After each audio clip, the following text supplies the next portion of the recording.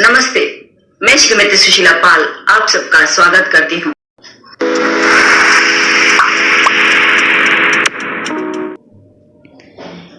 इस वीडियो में हम डिनर पाठ के लघुत्तरी प्रश्नोत्तर अर्थात संजाल पूर्ण करो इत्यादि देखेंगे और इसके अगले वीडियो में मैं आप लोगों को डिनर पाठ के दीर्घोत्तरी प्रश्नोत्तर यानी मत अभिव्यक्ति से संबंधित प्रश्न और उनके उत्तर बताने वाली हूँ।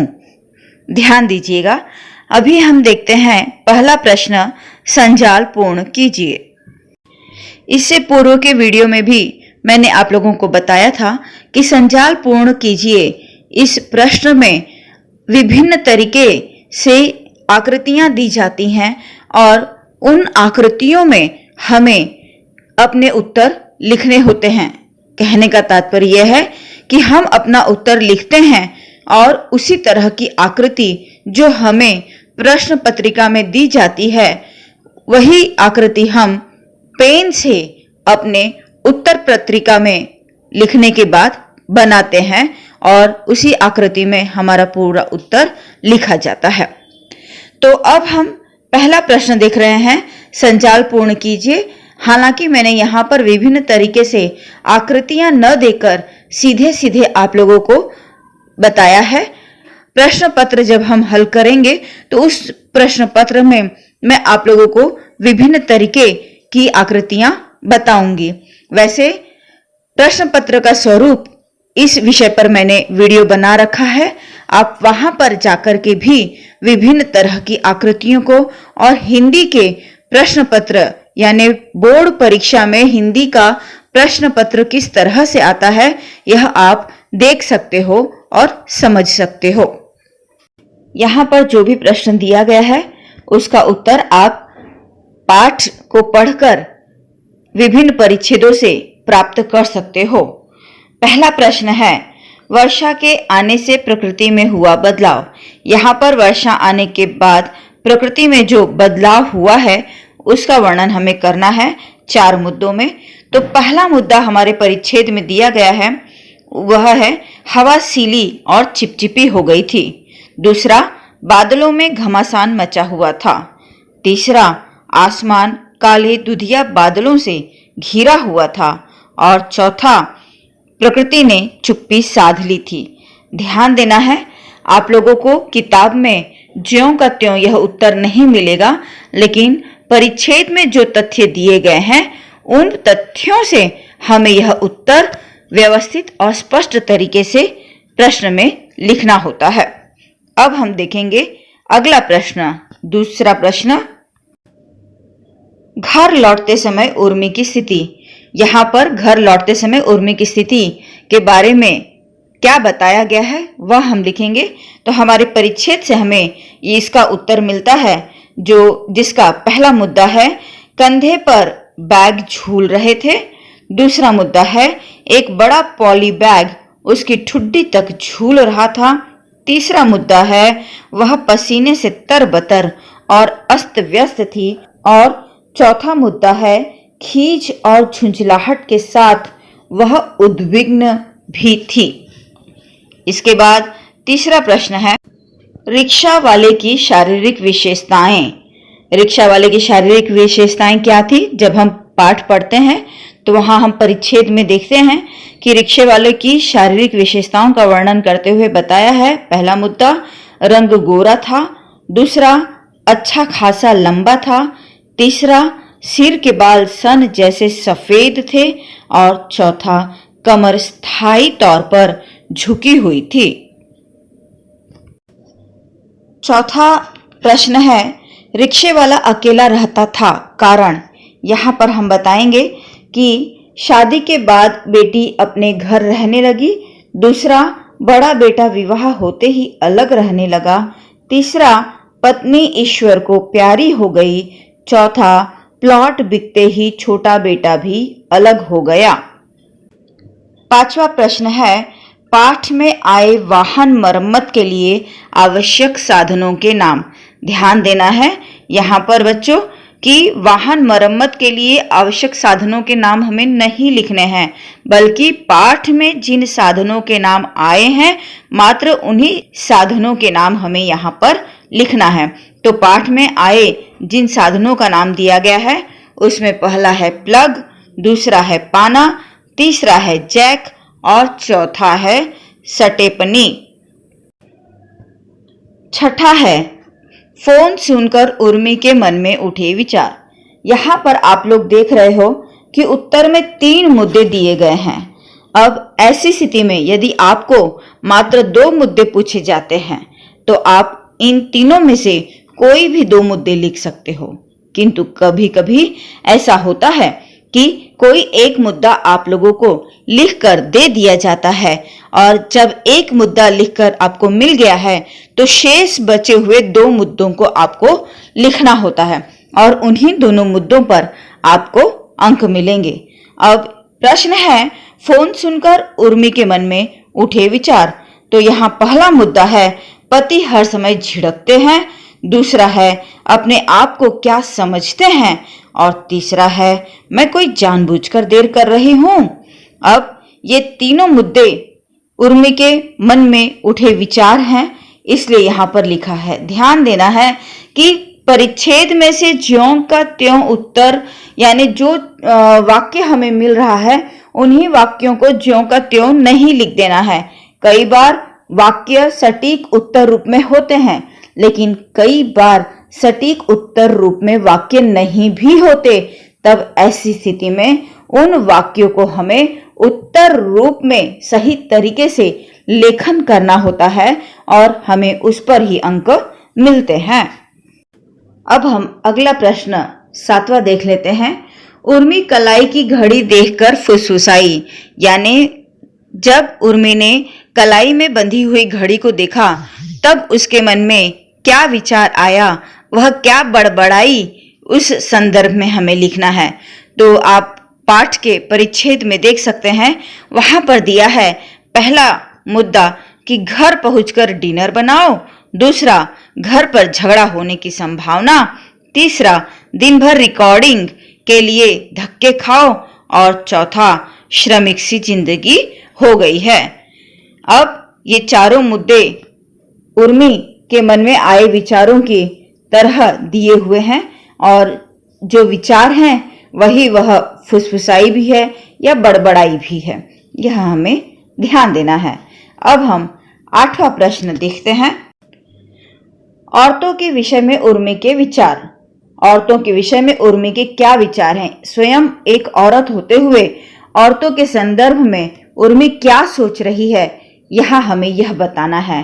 तो यहाँ पर परिच्छेद में दिया है पहला मुद्दा औरतें थकती नहीं हैं, दूसरा उन्हें दुख तकलीफ नहीं होती, तीसरा सारे काम औरतों के जिम्मे ही हैं और चौथा पुरुषों को मजे ही मजे हैं।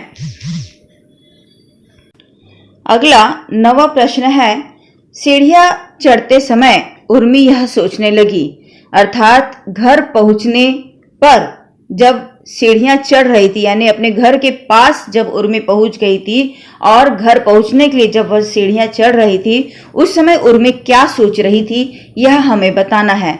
तो दिए गए परिच्छेद में बताया है पहला मुद्दा 10 के ऊपर का समय हो गया है, दूसरा मुद्दा सवेरे काम पर जाना है, तीसरा मुद्दा घर में पहुंचकर खाना बनाना है और चौथा मुद्दा घर में 3 प्राणी भूखे होंगे। अगला 10वां प्रश्न है। रोशनी होते ही टेबल को देख उर्मी भौचक्की हो गई, कारण। अब घर पर पहुंचने के बाद जब उर्मी यह विचार कर रही थी कि उसे ही खाना बनाना है, सभी लोग भूखे होंगे और उसकी राह ताक रहे होंगे, उसे बहुत देर हो चुकी है घर पहुंचने में और इसी अस्त व्यस्त में वह थोड़ी सी चिड़चिड़ाही हुई भी थी। और किंतु रसोई में पहुंचने पर जब उसने चाकू खोजा और चाकू उसे नहीं मिला, तब उसे बताया गया कि टेबल पर रखा होगा और वहां पर पहुंचकर जब उसने टेबल को देखा और उस समय जब रोशनी की इन तीनों ने, यानी उसके पति ने और उसके दोनों बच्चों ने रोशनी की, उस समय रोशनी देखकर उर्मी की क्या प्रतिक्रिया थी, यह हमें यहाँ पर लिखना है। तो उसकी प्रतिक्रिया जो परिच्छेद में दी गई है वह पहली थी कि उसने घर के सदस्यों से मदद की उम्मीद नहीं की थी। दूसरा मुद्दा है वह खाना बनाने के लिए मानसिक रूप से तैयार थी। तीसरा मुद्दा है वह चाकू लेने के लिए डाइनिंग टेबल तक गई थी। और चौथा मुद्दा है वहां पूरा खाना तैयार रखा था, जिसके कारण वह भौचक्की हो गई थी। अब हम प्रश्न का दूसरा प्रकार देखेंगे, जिसमें घटनाक्रम के अनुसार लिखना होता है। यहाँ प्रश्न दिया जाता है कि परिच्छेद में दिए गए घटनाक्रम के अनुसार वाक्य को फिर से लिखिए। यहाँ हमें ध्यान देना है कि जो भी हमें 4 मुद्दे दिए जाएंगे, जो भी 4 मुद्दे हमें दिए जाएंगे, वह मुद्दे परिच्छेद में किस क्रम से हैं वह हमें देखना है। और परिच्छेद में दिए गए क्रम से ही हमें उन मुद्दों को उत्तर रूप में लिखना होता है। परीक्षा में हमें यह प्रश्न नहीं लिखना होता है। प्रश्न नहीं लिखना होता है कहने का तात्पर्य है कि इन विभिन्न घटनाओं को परिच्छेद में दिए गए क्रम से ही सीधे सीधे उत्तर रूप में लिख देना होता है। इस तरह से हम एक ही बार यह प्रश्न हल करते हैं और उत्तर रूप में लिखते हैं। इसका हम प्रश्न नहीं लिखते हैं। देखेंगे अब हम यहाँ पर पहला प्रश्न। पहला वाक्य है मगर थोड़ी देर में उसकी आंखें फिर सड़क पर लगी थीं। दूसरा है अब नहीं चला जाता बस। तीसरा है वह लगभग पैरों को घसीट रही थी। और चौथा है जो रुकता वह रोहिणी जाने के नाम से बिदक जाता। यह संपूर्ण मुद्दे हम पहले पन्ने के ही परिच्छेद में, आरंभिक परिच्छेद में देख सकते हैं। और वहां पर हम इसे क्रमशः देखने के बाद इस तरह से लिखेंगे। पहला लिखेंगे हम जो रुकता वह रोहिणी जाने के नाम से बिदक जाता। दूसरा मुद्दा हम लिखेंगे वह लगभग पैरों को घसीट रही थी। तीसरा मुद्दा हम लिखेंगे अब नहीं चला जाता बस। और चौथा मुद्दा हम लिखेंगे मगर थोड़ी देर में उसकी आंखें फिर सड़क पर लगी थी। तो इस तरह यहाँ हम इन उत्तरों को किस तरह क्रमशः परिच्छेद में आए अनुसार क्रमशः लिख रहे हैं, यह आप देख लीजिए। और इसी तरह के कुछ अन्य प्रश्न भी विभिन्न परिच्छेदों से आप लोग प्रयास कीजिए, अभ्यास कीजिए। तो घटनाक्रम के अनुसार जो वाक्य लिखने के लिए आएंगे, इसमें आपके 2 अंक सुनिश्चित है। यानी यह प्रश्न जब भी आपको परीक्षा में आएगा, इसमें 2 अंक पूर्णतया आपको मिल जाएंगे। किंतु उसके लिए आपको तनिक अभ्यास करने की आवश्यकता है, कारण अभ्यास करने से आपको यह प्रश्न किस तरह हल करना है यह अच्छी तरह से समझ में आ जाएगा। और यदि कहीं कोई दिक्कत होती है तो आप लोग मुझसे पूछ सकते हो। अब हम देखेंगे प्रश्न का तीसरा प्रकार। हालांकि यह प्रकार हमने पहली कविता उड़छल हारिल में भी समझ लिया है।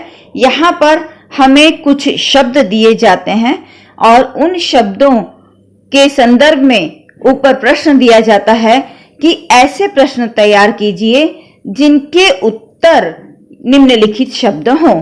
यानी इस तरह के प्रश्न में हमें प्रश्न बनाना होता है। यानी इस तरह के प्रश्न में हमें उत्तर स्वरूप में प्रश्न बनाना होता है और उसका उत्तर हमें अपने आप को देना होता है, चेक करने के लिए, यह जांचने के लिए कि जो प्रश्न मैंने बनाया है वह सही है अन्यथा गलत। और गलत होने की स्थिति में आप प्रश्न को दोबारा सुधार सकते हो। जैसा कि आप यहाँ पर देख रहे हैं, पहला शब्द है सड़क। अब यहाँ पर हमें अपने पाठ में दिए गए परिच्छेद में से ही ऐसा प्रश्न बनाना है जिसका उत्तर आए सड़क। तो हम प्रश्न बनाएंगे कि आवागमन की सुविधा के लिए सरकारें अब गांव तक क्या बना रही हैं। दूसरा शब्द है नौकरी।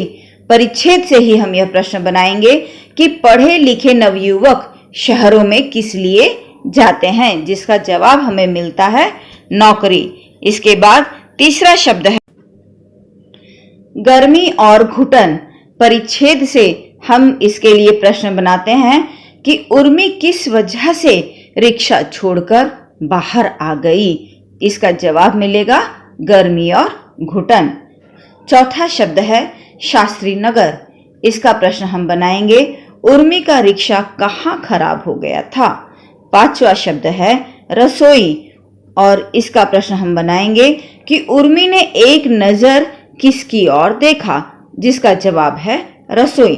ध्यान देना है बच्चों, यहाँ पर मैंने मात्र 5 शब्द के द्वारा ही आपको अभ्यास देने का प्रयास किया है, किंतु मैं चाहूंगी कि किताब में विभिन्न परिच्छेदों से इस तरह के अन्य कई शब्द निकालकर आप उसका अभ्यास अवश्य करें।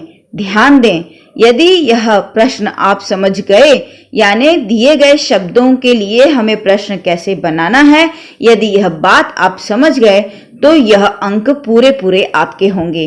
परीक्षा में इस तरह के 2 शब्द दिए जाते हैं जिसके लिए हमें 2 प्रश्न बनाने होते हैं और इनके लिए हमें 2 अंक मिलता है, यानी एक प्रश्न बनाने के लिए 1 अंक और 2 प्रश्न बनाने के लिए 2 अंक हमें मिलता है। और ये बहुत ही आसान प्रश्न है बच्चों, घटनाक्रमानुसार के तरह ही यह भी बहुत ही आसान प्रश्न है। यदि आप सीख लेते हो तनिक सा अभ्यास करके तो यह नंबर हमेशा हमेशा के लिए आपके हो जाते हैं।